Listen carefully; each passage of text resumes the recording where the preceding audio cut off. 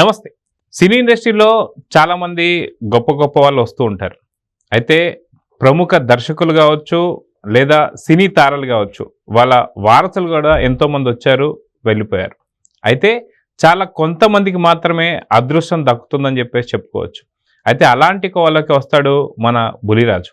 అయితే సంక్రాంతికి వస్తున్నాం సినిమాలో పరిచయమైనటువంటి ఒక బులిరాజు అలియాస్ రేవంత్ ఎవరైతే ఉన్నారో తన గురించి ఇది ఒక స్పెషల్ ఎపిసోడ్ కింద చెప్పుకోవాలి. మొత్తానికి దీని గురించి మనతో మాట్లాడడానికి సీనియర్ జర్నలిస్ట్ హేమసుందర్ గారు ఉన్నారు. వారిని అడిగి తెలుసుకుందాం. సార్ నమస్తే. నమస్తే అండి. సార్, బులిరాజు ఇప్పుడు ఎక్కడికి వెళ్ళినా సరే బులిరాజు అనే పేరు మాత్రం మారుమ్రోగుతుందని చెప్పుకోవచ్చు. అలా చూసుకుంటే 10-15 సినిమాలు లేవు, అట్లని చెప్పేసి ఒక 5-6 పెద్ద పెద్ద బ్లాక్ బస్టర్స్ కూడా లేవు. ఒకే ఒక సినిమా ట్రిపుల్ బ్లాక్ బస్టర్ కింద చెప్పుకోవాల్సిన సినిమా ఏంటంటే సంక్రాంతికి వస్తున్నాం. దాంట్లో కూడా ఆద్యాంతం తనకున్నది ఒకే ఒక ఏమంటారు నిడివి చూసుకుంటే మహా అంటే 15-20 నిమిషాలు మాత్రం చెప్పుకోవచ్చు. సో మొత్తానికి సంక్రాంతికి వస్తున్నాం సినిమాలో రేవంత్ అలియాస్ బులిరాజు గురించి చెప్పాలంటే ఏం చెప్తారు? అంటే ఒక విధంగా చెప్పాలంటే అతనికి అదృష్టం అని చెప్పాలండి. వాళ్ళ నాన్నగారు అంటే భీమవరం ప్రాంతానికి చెందిన ఆ వ్యక్తి. ఆ రొయ్యల మేత ఇవి షాప్స్ ఉన్నాయట, బహుశా చెరువులు కూడా ఉన్నాయని తెలియదు. అతను మన జనసేన పార్టీకి ఆ ఎన్నికల ప్రచారంలో పాల్గొనటం అనేది అతనికి ప్లస్ అయింది.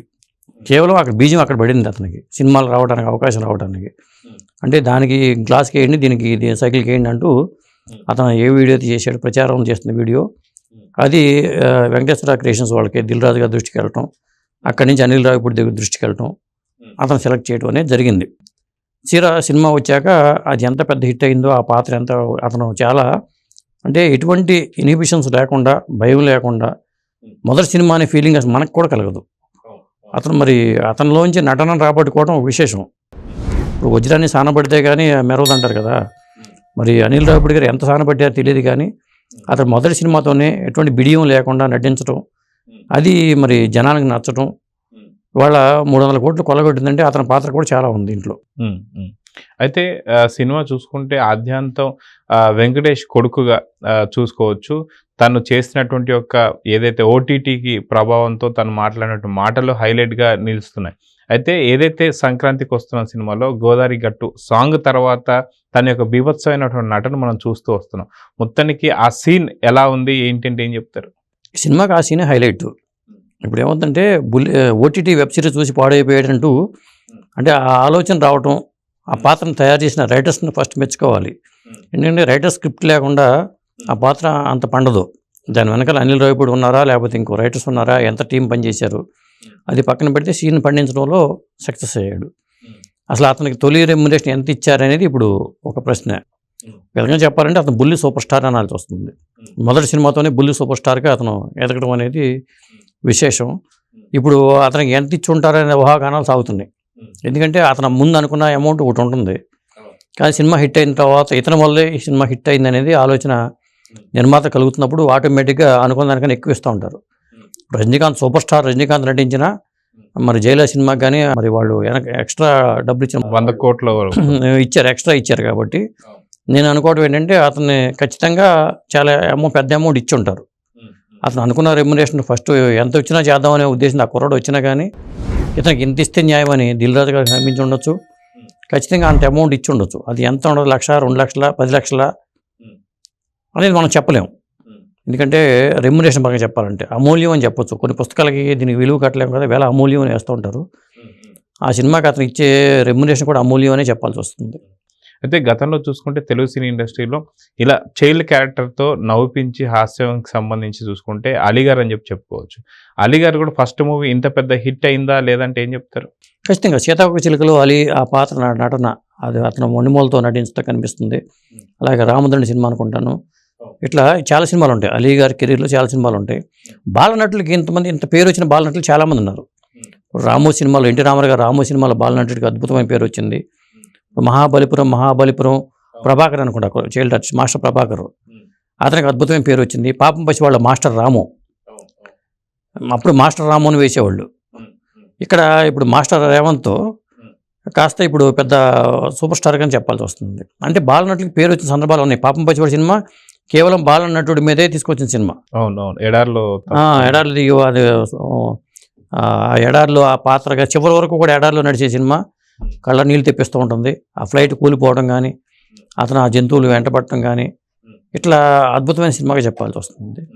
అంటే ఇట్లా సినిమా హిట్ అయినప్పుడు ఖచ్చితంగా వాళ్ళకి ఎక్స్ట్రా వాళ్ళు అనుకున్న దానికన్నా 10 రెట్లు ఇంకా ఎక్కువ ఇవ్వచ్చు. అయితే మొత్తానికి మాస్టర్ రేవంత్కి భవిష్యత్తులో రాబోతున్న సినిమాలు ఎన్ని ఉన్నాయి? సో భవిష్యత్తు ఎలా ఉండబోతుందంటే ఏం చెప్తారు? అతను ఇంటర్వ్యూలో చెప్పిన దాన్ని బట్టి చూస్తే నేను అనిల్ రావిపూడి సినిమాలు చేస్తామని చెప్పాడు, కానీ చాలా తెలివైనడు, అక్కడ కూడా తెలివిగా సమాధానం చెప్పాడు. కానీ అతనికి వచ్చిన అవకాశాలు అయితే 15 సినిమాలు కమిట్ అయ్యాడని మనకు తెలుస్తుంది. అంటే ఇట్లాంటి ఏజ్ గ్రూప్ పిల్లలకి ఏంటంటే ఒక ఏజ్ వచ్చిన తర్వాత కొంత గ్యాప్ వచ్చేస్తుంది. చాలామంది చైల్డ్ ఆర్టిస్ట్ విషయంలో అదే జరుగుద్ది. చిన్నప్పుడు అద్భుతమైన పేరు వస్తుంది, ఆ తర్వాత వాడు రూపురేఖల్లో ఒక మార్పు వచ్చేస్తుంది కాబట్టి సినిమాలు తగ్గిపోతాయి. అందుకని చైల్డ్ ఆర్టిస్ట్గా చేయాల్సిన వాళ్ళు ఎవరైనా సరే ఫాస్ట్గా, ఇప్పుడు తేజ మన తరుణ్, ఇందాక అందరి గురించి చెప్పుకున్నాం, తేజ అనే సినిమా అప్పుడు ఉషాకిరణ్ మూవీస్లో పేరు ఎంత పేరు వచ్చిందో తెలుసు. ఆ తర్వాత మళ్ళీ హీరోకి చైల్డ్ ఆర్టిస్ట్కి మధ్యలో ఉండిపోతారు వాళ్ళు, అప్పుడు అవకాశాలు రావు. అందువల్ల సినిమాలు చేయాలనుకుంటే ఫాస్ట్గా ఎక్కువ సినిమాలు కమిట్ చేసుకోవడం మంచిది. దాదాపు అతను 15 సినిమాల దాకా ఆఫర్లు వచ్చినట్టు మనకు తెలుస్తుంది. అలాగే మళ్ళీ అతని పేరు మీద బుల్లిరాజు అనే పేరు మీదే ఒక టైటిల్ కూడా రిజిస్టర్ అయింది ఛాంబర్లో. ఇది ఎవరు రిజిస్టర్ చేశారు ఏంటి మనకు తెలీదు. బుల్లిరాజు అనే పేరు మీద ఒక టైటిల్ రిజిస్టర్ అయింది. అంటే బుల్లిరాజు ఇతన్నే మెయిన్ లీడ్గా పెట్టుకుని సినిమా చేసే అవకాశాలు అయితే కనిపిస్తున్నాయి. అంటే ఒక విధంగా మొదటి సినిమాతోనే మరి బుల్లి హీరో ఛాన్స్ కొట్టేశాడని చెప్పాల్సి వస్తుంది.